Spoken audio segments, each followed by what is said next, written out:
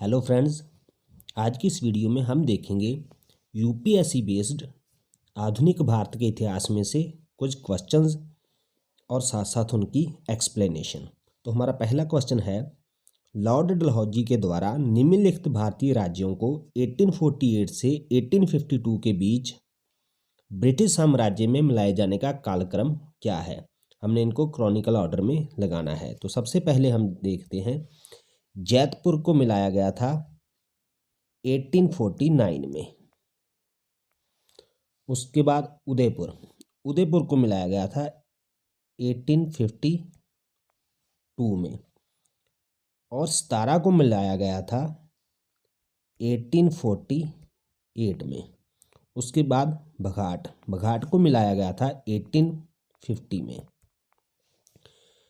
तो इस क्रम के अनुसार जो हमारा करेक्ट आंसर बनता है वह है ऑप्शन डी। सबसे पहले सितारा, उसके बाद जैतपुर, उसके बाद बघाट और उसके बाद उदयपुर। तो हमारा करेक्ट आंसर है ऑप्शन डी।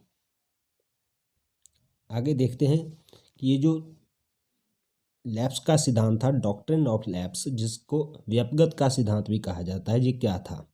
इसके अनुसार एक भारतीय शासक का राज्य जिसका कोई स्वाभाविक यानी कि नेचुरल उत्तराधिकारी नहीं होता था, उसको ब्रिटिश साम्राज्य में मिला लिया जाता था।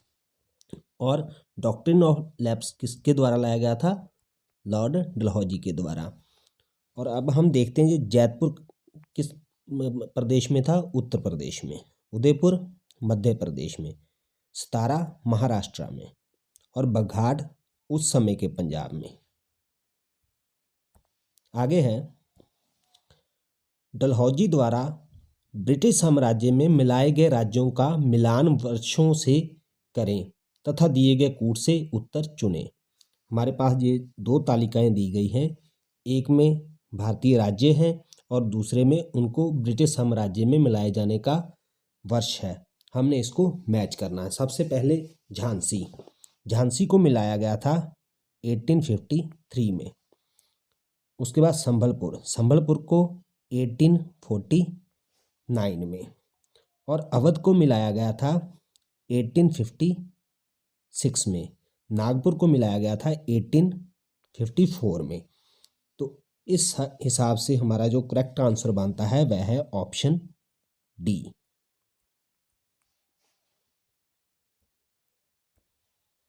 आगे क्वेश्चन है, लॉर्ड डलहौजी के बारे में कौन से कथन असत्य हैं। हमें 4 क्वेश्चन दिए गए हैं, 4 जो कथन हैं हमारे पास, इनमें से हमने बताना है कि वो कौन से कथन हैं जो असत्य हैं, लॉर्ड डलहौजी के बारे में सही नहीं लिखे गए।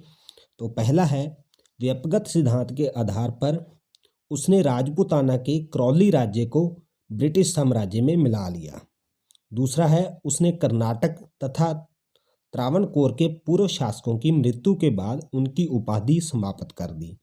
उसके बाद है, उसने घोषणा की कि बहादुर शाह द्वितीय के उत्तराधिकारियों को लाल किला छोड़ना पड़ेगा। और चौथा है, उसने घोषणा की कि बहादुर शाह द्वितीय के उत्तराधिकारी शहजादा कहे जाएंगे, बादशाह नहीं। तो अब हम देखते हैं इनमें से कौन से कथन सही है और कौन से गलत हैं। सबसे पहले, लॉर्ड डलहौजी के द्वारा क्रौली को ब्रिटिश साम्राज्य में नहीं मिलाया गया था, ये कथन गलत है। उसने कर्नाटक तथा त्रावणकोर के पूर्व शासकों की मृत्यु के बाद उनकी उपाधि समाप्त कर दी थी, ये जो कथन है यह सही है। आगे है, उसने घोषणा की कि बहादुर शाह द्वितीय के उत्तराधिकारियों को लाल किला छोड़ना पड़ेगा। हाँ, ये तो घोषणा उसके द्वारा की गई थी, ये कथन भी सही है। उसने घोषणा की कि बहादुर शाह द्वितीय के उत्तराधिकारी शहजादा कहे जाएंगे, बादशाह नहीं। ऐसा कुछ नहीं था। तो हमने इसमें से बताना था असत्य कथन। उस हिसाब से हमारा पहला और चौथा जो है ये आंसर बनेगा ऑप्शन डी। ब्रिटिश सरकार द्वारा 1856 में कौन से विधेयक पारित किए गए? ऑप्शंस हैं जो हमें दिए गए हैं, पहला है हिंदू विधवा पुनर्विवाह एक्ट, दूसरा है सती प्रथा समाप्ति एक्ट, तीसरा है रिलीजियस डिसएबिलिटीज एक्ट, चौथा है general services enlistment act.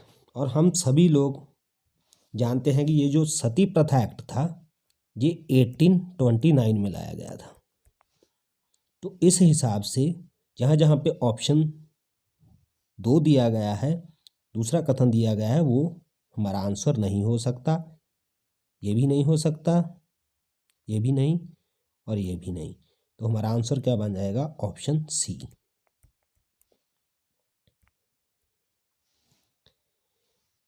Delhi में मुगल सम्राट की पत्नी ने अंग्रेजों को सूचना देकर 1857 के विद्रोहियों की योजना असफल कर दी।